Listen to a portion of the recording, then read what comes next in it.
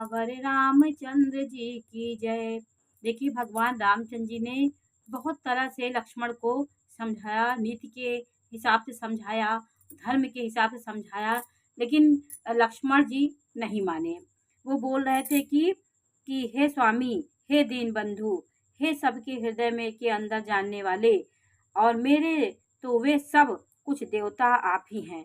मैं माता पिता गुरु को नहीं मानता, मैं बचपन से ही आपके पला हूँ, आपके प्रेम में, और आपको ही सब जानता हूँ। धर्म नीति उपदेशी ताही कीरति भूति सुगति प्रिय चाही। उन्होंने कहा कि धर्म और नीति का उपदेश तो उसको करना चाहिए जिसे कीर्ति विभूति या सदगति प्यारी हो, किंतु जो मन वचन और कर्म से चरणों में ही प्रेम रखता है, हे दी कृपा सिंधु, क्या वह भी त्यागने की योग्य है।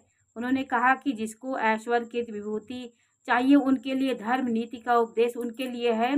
मैं तो आपके चरणों में ही प्रेम रखता हूँ, हे कृपा सिंधु, क्या वह भी त्यागने की योग्य है। मैं तो सर्वस्व निछावर हूँ आपको, मुझे आप कैसे त्याग सकते हैं। दोहा नंबर 72 में है कि करुणा सिंधु सुबंधु के सुनि मृदु वचन विनीत, समुझाए डर लाई प्रभु जान स्नेह सभीत।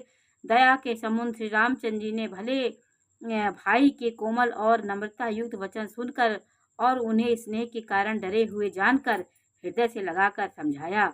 मांगहु विदा मातु सन जाई, आवहु वेगी चलऊ बन जाई, मुदित भय सुनि रघुवर बानी, भयउ लाभ बढ़ गई बड़ी हानि। और कहा, हे भाई, जाकर माता से विदा मांग आओ और जल्दी वन को चलो। रघुकुल में श्रेष्ठ रामचंद्र जी की वाणी सुनकर लक्ष्मण जी आनंदित हो गए, बड़ी हानि दूर हो गई और बड़ा लाभ उन्हें मिल गया। बहुत खुश हो गए कि वो अपने साथ मुझे बन ले जाएंगे।